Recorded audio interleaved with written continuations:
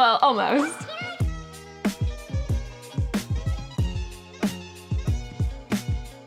Hey guys, welcome back. Before we get into looking at this month's Book of the Month picks, I just want to chat quickly about a change that I'm making to the channel that's also related to Book of the Month. So I know a lot of people really like my spoiler talks that I've done in the past, and I really enjoy making those videos. But sometimes I'm unsure on what books to do the spoiler talks on. So now moving forward into this year, each month after my Book of the Month reaction video is dropped, I'm also going to be doing a poll on YouTube where everybody who watches my videos will be able to vote on which Book of the Month pick I pick for that month, and then I'll also do a spoiler talk on that book later in the month after I've read it. So you can either vote for a book that you don't really want to read, so you want me to spoil it for you, or for a book that you really want to read, and then you can see what I thought of that book as well. So if you don't want to miss voting in the polls and you want to decide my reading fate, be sure to subscribe to the channel. After 24 hours, the poll will close and I'll order whatever book wins, and then I will do a spoiler talk on that book. So I'm really excited to start this change. I love the idea of you all picking what I read. Of course, I will still do spoiler talks on new book releases that aren't Book of the Month specific that I want to cover, but this is just a fun little added channel change. This month for January, there are 7 picks. So just so you know, with the poll, YouTube only lets you do 5 selections, so I can't do all 7 as options for you guys to pick for me to read.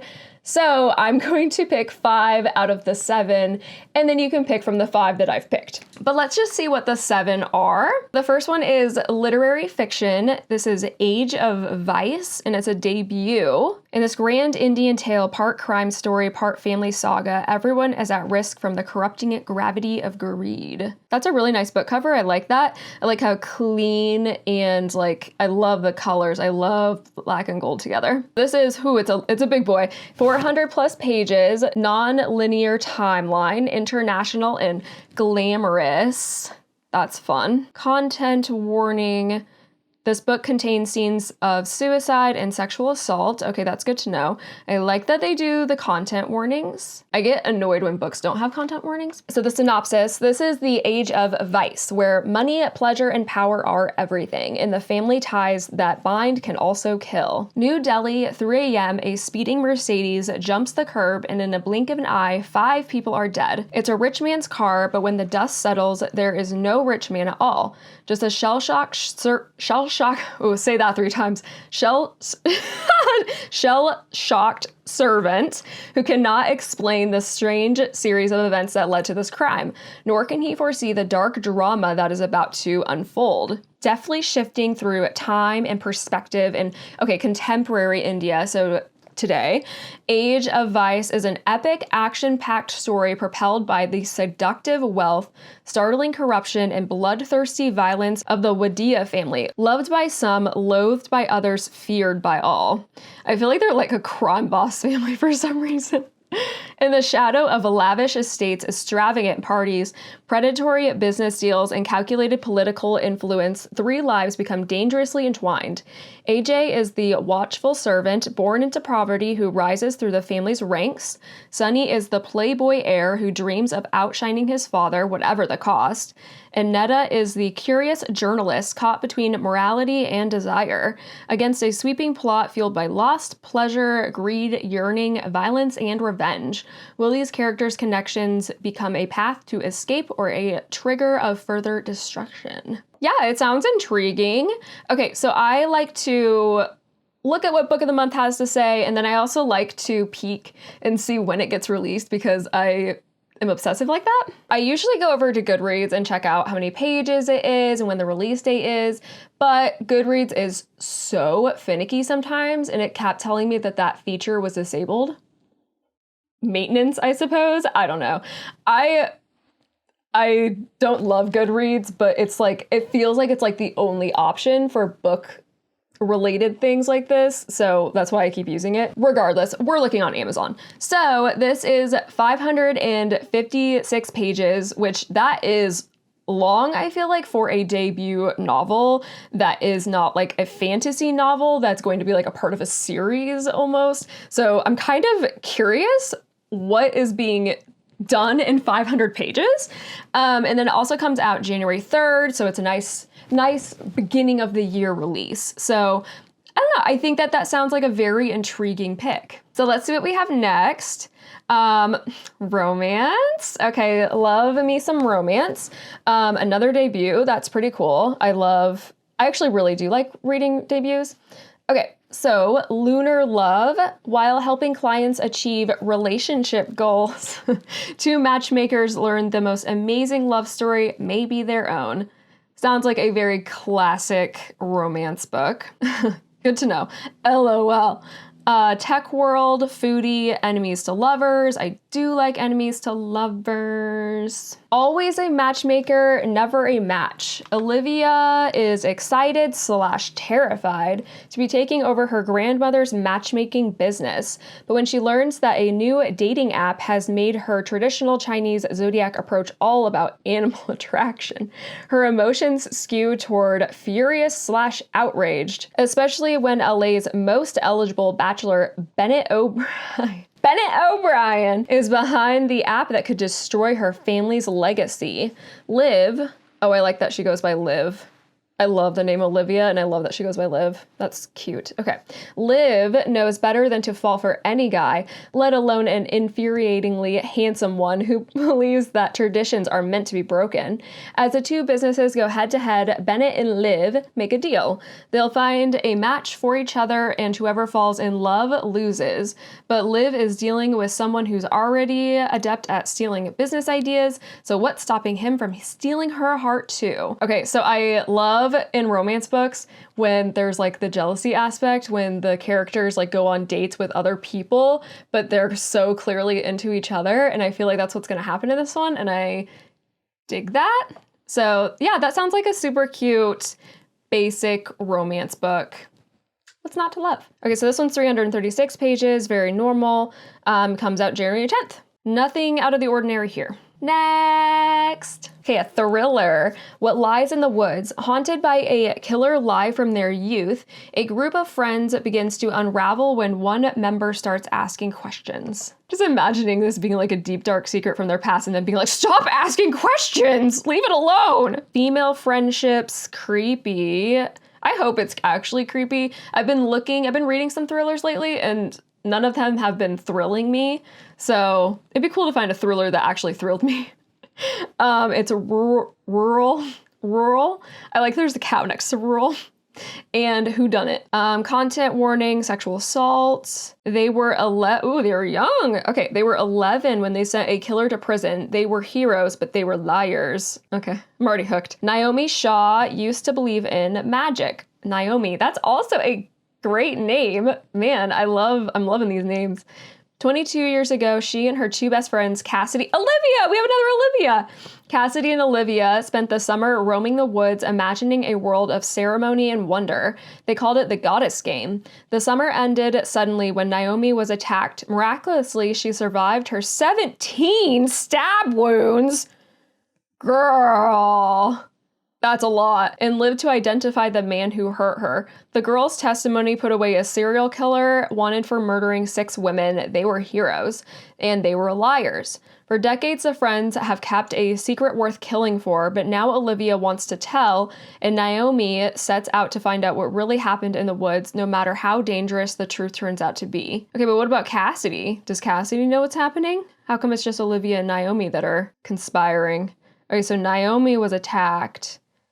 I'm assuming the other 2 girls were there when she was attacked. Interesting. Okay, 326 pages and January 17th. Okay, so nothing too crazy with like the end of January. Okay, so we have that's kind of a cool cover, and I like the title. Historical fiction, Queen of Thieves. That's pretty cool. Post-World War II, London might look like a boys' club, but in reality, a shadowy gang of female thieves runs these mean streets. Multiple viewpoints. I like that. Feminist, action-packed, real life. Oh, real life characters. Interesting. London, 1946. The city struggles to rebuild itself after the devastation of the Blitz. Food is rationed, good jobs are scarce, and even the most honest families are forced to take a bit of crooked just to survive. Alice Diamond, the Queen of Thieves, rules over her all-female gang with a bejeweled fist. Her hoisters are expert shoplifters, the scourge of London's upscale boutiques and department stores.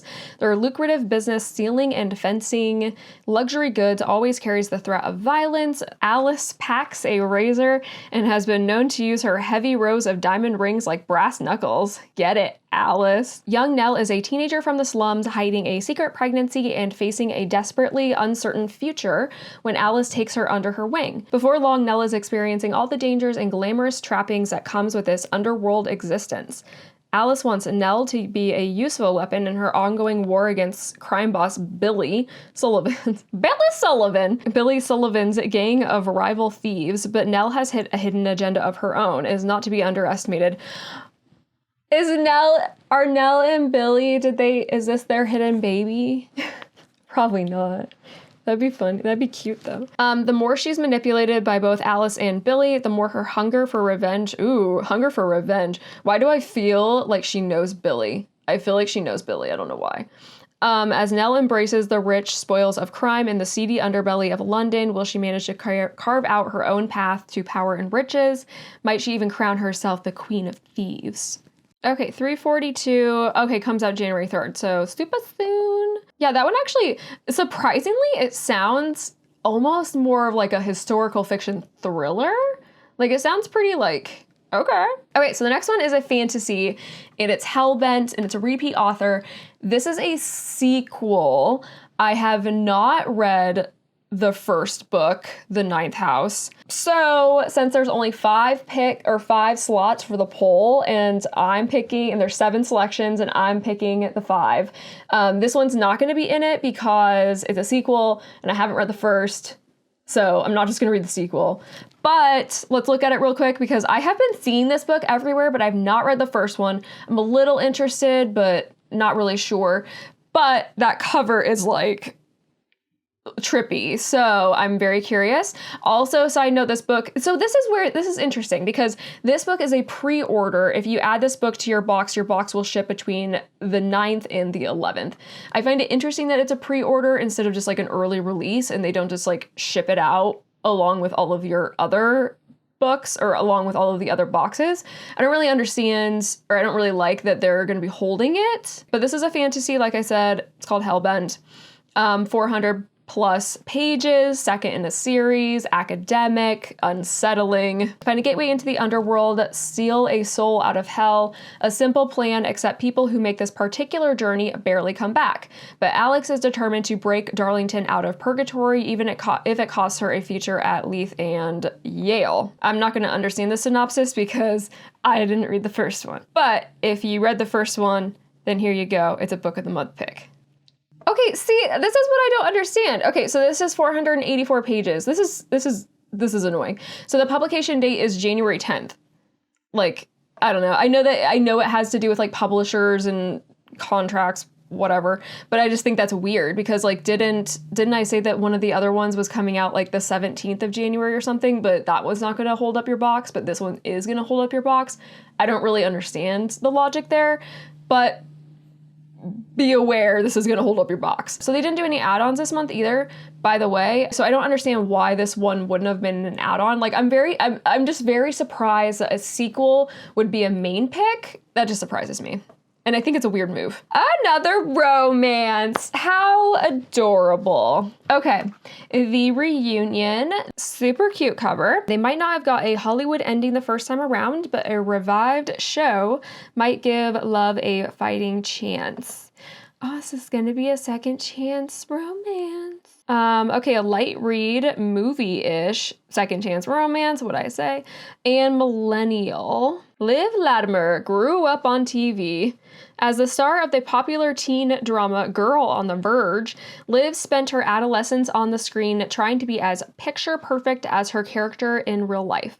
But after the death of her father and the betrayal of her on-screen love interest and off-screen best friend, Ransom Joel. Ransom Joel. What a name, Ransom. Liv wanted nothing more than to retreat, living a mostly normal life aside from a few indie film roles.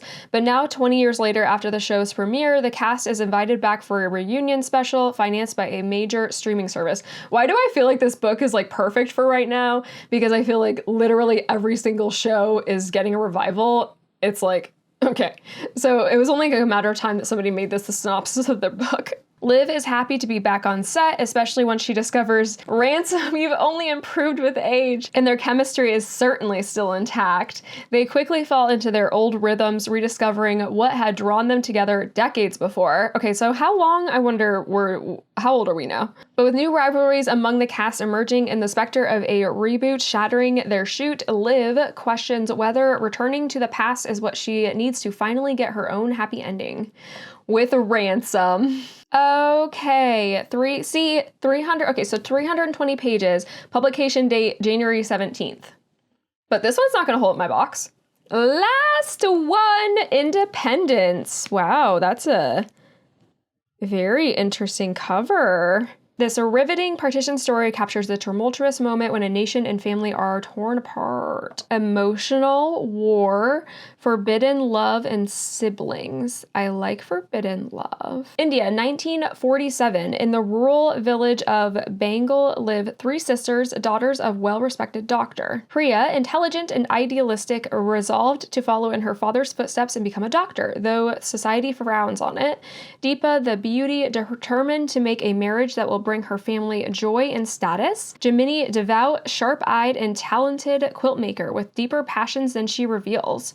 Theirs is a home of love and safety, a refuge from violent events taking shape in the nation. Then their father's killed during a riot, and even their neighbors turn against them, bringing the events of their country closer to home. As Priya determinedly pursues her career goals, Deepa falls deeply in love with a Muslim, causing her to break with her family. And Gemini attempts to hold her family together even as she secretly longs for her sister's fiance. Ooh, drama. When the partition of India is officially decided, a drastic and dangerous change is in the air. India is now for Hindus, Pakistan for Muslims. The sisters find themselves separated from one another, each on different paths. They fear for what will happen not to themselves, but for each other. Ooh, love triangle. That sounds pretty good. Okay, so this one is, it's a little guy, 285 pages, and it is coming out January 17th. But it's not holding up your box. Yeah, there's no new add-ons this month too. So if you were excited about getting some new add-ons this month, no, because they don't have any add-ons, but they have 7 picks. So like I said, I am putting the fate of my reading this month in your guys' hands and the rest of the year. Every year I'm 100% going to be picking a book and doing a spoiler talk on it. I'm letting you guys pick what I read and what I do a spoiler talk on. So like I said, the poll is live now. After filming this video, I'm going to pick the 5 that I want to pick for the poll, and then you guys can pick from those 5. Let me know which one you want me to do the spoiler talk on, which one you want me to read. The poll will be live for 24 hours. Once it is done, I will do a closed thing and let you guys know what book won. And then, so expect at the end of January, whenever I get the book read, to see that spoiler talk. So I'm very excited to see which of these books are calling out to you guys this month. I feel like there are a lot of good picks this month. There's a lot of variety. So I'm really, really curious to see which one you guys pick for me. So go vote and we will see you next time. As always, thank you so much for watching today's video. If you would like to subscribe to the channel, I do book of the month videos like this every single month. Thank you so much if you already subscribed to the channel, and we'll see you next time. Bye.